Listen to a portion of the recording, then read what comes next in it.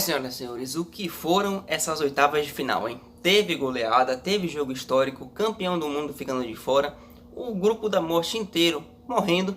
Então a gente está aqui para dar uma analisada rápida em todas as partidas dessas oitavas de final, quem se classificou para as quartas, quem ficou pelo caminho. Então, sem mais delongas, vamos começar falando de Dinamarca 4, País de Gales 0, um dos primeiros jogos que aconteceu, né? O primeiro, e uma partida em que a Dinamarca foi realmente imensamente superior, controlou as ações do jogo. O País de Gales até começou ali os primeiros 15 minutos tentando impor uma pressão, tentando jogar de igual para igual, colocar uma velocidade no jogo, mas a Dinamarca não tomou conhecimento dessa pressão, conseguiu se desvencilhar bem disso e a partir daí começou a dominar o jogo. Foi bem tranquila a partida para a Dinamarca. O 4-0 reflete bem o que foi essa partida. A Dinamarca bem superior, com mais chances de gol. O Dolberg sendo decisivo, um dos destaques da rodada. Fez 2 gols, o atacante dinamarquês de 23 anos, atua pelo Nice da França, né? E depois, a partir daí, a Dinamarca ainda faria 2 gols no final, com Miley e com Bright White. Então, uma partida tranquila da Dinamarca, uma classificação merecida. Uma Dinamarca que tem uma história bem interessante nessa Euro, né? Começa com o trágico acidente do Christian Eriksen, um mal súbito, e ele conseguindo se recuperar felizmente, mas aquilo afetou bastante os jogadores dinamarqueses. 2 derrotas na fase de grupos nos primeiros 2 jogos, classificação na última rodada, e agora eles chegam às quartas de final com 2 goleadas seguidas, né? No último jogo da fase de grupos e na partida de oitavas.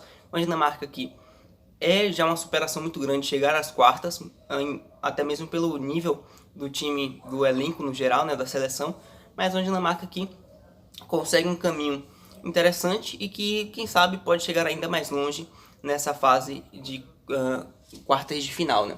Agora a gente vai falar de Itália e Áustria, uma partida que foi bem mais difícil para a Itália do que se imaginava, decidida na prorrogação. A Itália passou os 90 minutos no 0-0 e com risco da Áustria vencer, porque a Itália tem uma superioridade no primeiro tempo, domina as ações, mas não converte isso em gol.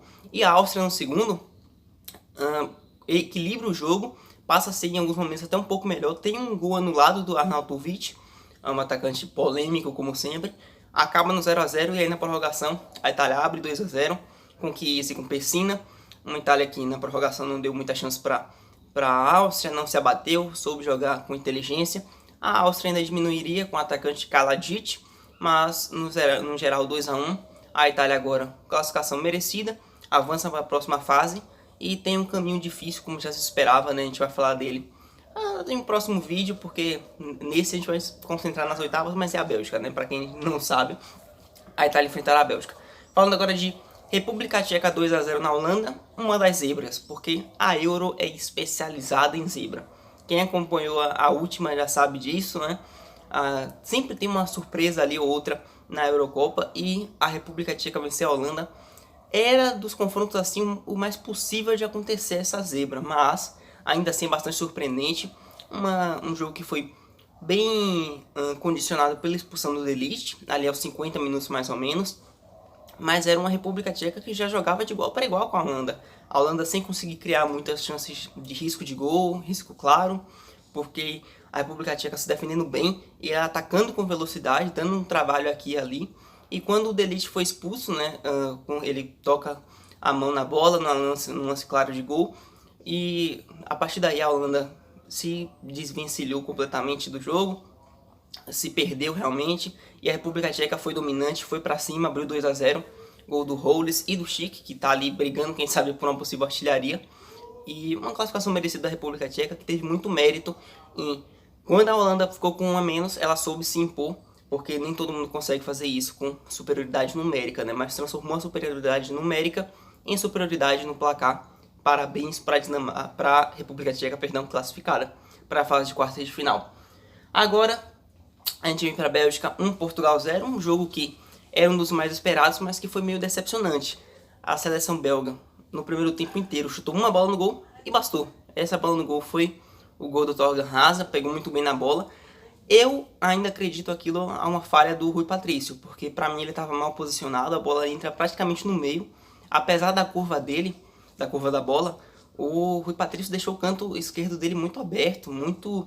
Ali tava claro, chuta aqui, meu querido, chuta aqui que vai dar bom. e a bola ainda faz uma curva para aquela direção, mata ele completamente. E um belíssimo gol do Thorgan Hazard, né? Não tem como negar, pegou muito bem na bola.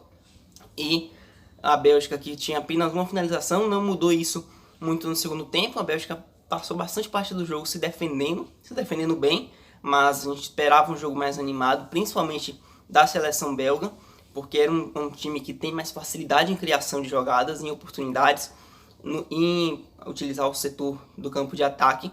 A seleção portuguesa, que tem essa dificuldade, durante toda a Euro teve, apesar de ter o artilheiro Cristiano Ronaldo, tem essa dificuldade de achar oportunidades claras de gol, de criar jogadas, e teve, apesar de ser bastante dominante nesse quesito em números, criou mais, mas assim, nada muito iminente de gol. Quando chegou, boas ações do Courtois salvaram a Bélgica, e Portugal sai com uma eliminação bem decepcionante, eu diria, porque se esperava mais da seleção portuguesa, se esperava mais já na fase de grupos, fez uma fase de grupos aos trancos e barrancos e apresentando futebol de pouca qualidade na maior parte do tempo, por mais que teve um 3-0 contra a Hungria, mas quem viu o jogo entendeu as circunstâncias que aquilo estava.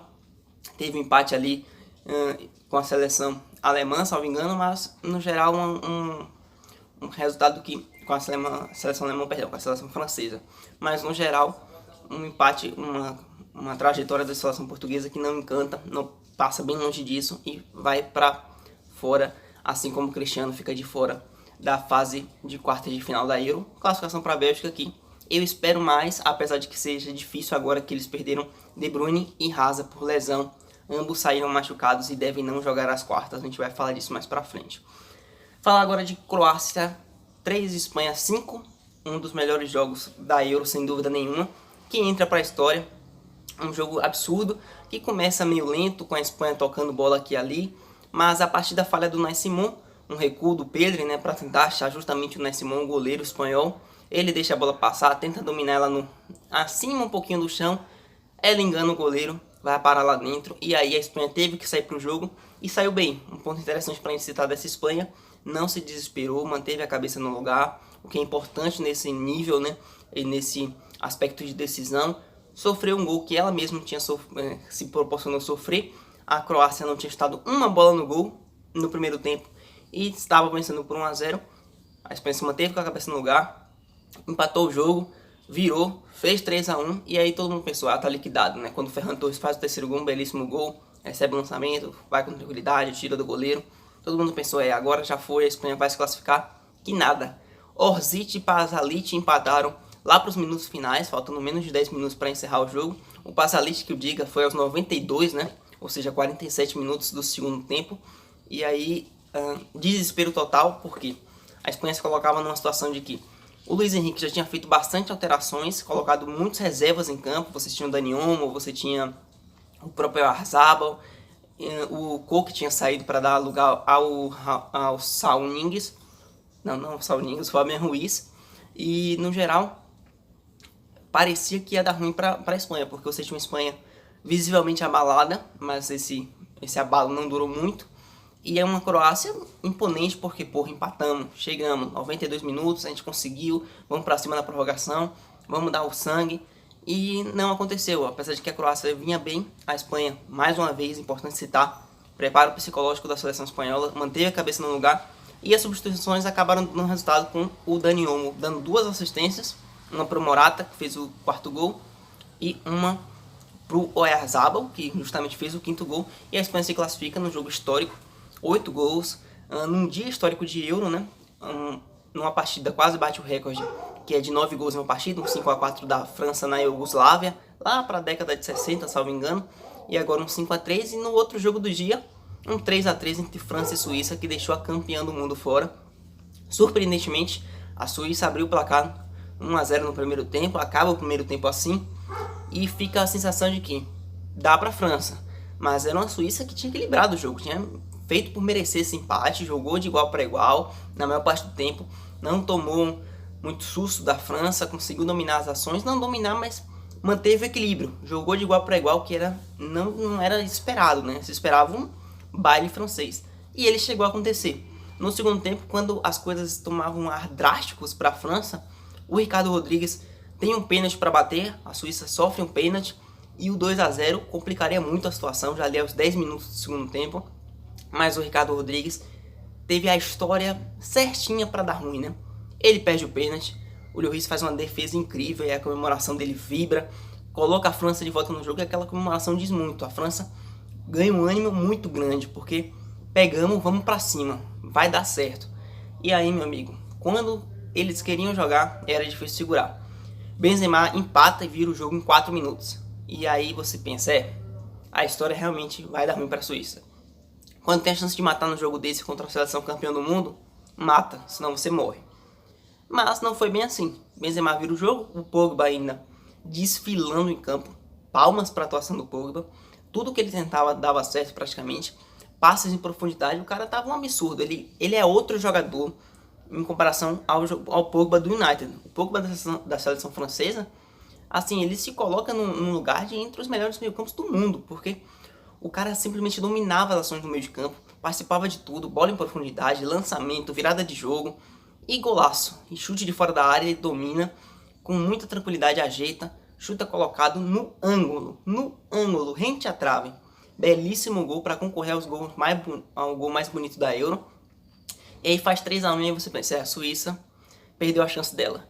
Que nada, Seferovic diminuiu e lá no final do jogo, empate suíço, 3 a 3 e você pensa, meu Deus do céu, o Gravanovic consegue aquele empate, ninguém mais esperava isso e a França toma o baque, porque a Suíça se põe no jogo de novo, mental muito bom da Suíça, e na prorrogação você vê uma França, poxa, tomamos um empate, mas vamos pra cima, vai dar ainda, só que não teve a mesma tranquilidade, e enfrentou um adversário muito digno. A Suíça se manteve firme, bem concentrada, dando sangue, levou para os pênaltis e nos pênaltis um enredo certeiro para dar ruim para a França.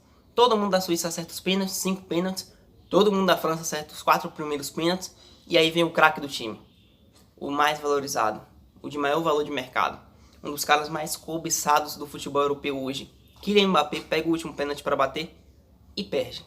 Ian Sommer faz uma defesa incrível, Suíça é classificada, atual campeã do mundo fora, e ali nós já tínhamos a atual campeã do mundo fora, a atual vice-campeã do mundo fora, a Croácia, e 2 do grupo da morte fora da competição, que eram França e Portugal, e o terceiro que tinha se classificado, né, a Alemanha, cairia no dia seguinte, 2 a 0 para a Inglaterra na Alemanha, em um Wembley assim sensacional, vibrante, um primeiro tempo que ainda foi ali muito pegado, os dois times marcando muito bem, foi uma tônica desse jogo, os blocos voltando, as duas linhas defensivas, ambos jogando com 3 zagueiros e 4 no meio de campo, e isso dificultava bastante porque eles voltavam muito rápido, se compactavam muito bem, e tinha igualdade numérica, né? Não ficava sobrando ninguém, como o Gosens de um lado ou o Kimmich do outro, sempre tinha um Malk chegando ali pela direita para cobrir, e o próprio Trippier na lateral, do outro lado o Luke Shaw e o Stones faziam esse papel, então eles se defendiam bem, da mesma maneira como o inverso acontecia,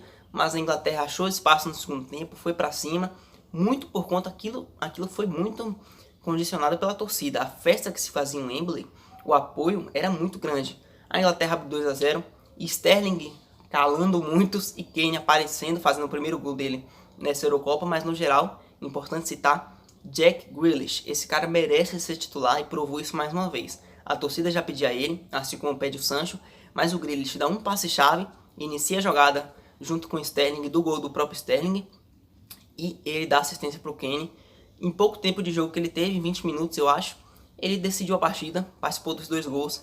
Então quem sabe o Grealish finalmente será titular, mas com o Southgate é difícil de dizer. E o último jogo, a Suécia perdeu para a Ucrânia de 2 a 1, a Ucrânia num jogo muito pegado, muito disputado, o que já era se esperar, né? 2 times que não tem muito apelo para a parte técnica, mas sim para a parte tática e força. No geral, decidido na prorrogação, gol no finalzinho do segundo tempo da prorrogação, a Ucrânia consegue o 2 a 1. Tinha ido para a prorrogação 1 a 1, né? Mas expulsando o time sueco ali na metade da primeira prorrogação, condicionou muito a vitória do time ucraniano. Boa classificação, enfrenta a Inglaterra na próxima fase, mas a partir daí a gente vai citar no próximo vídeo, porque já tem até muito tempo aqui.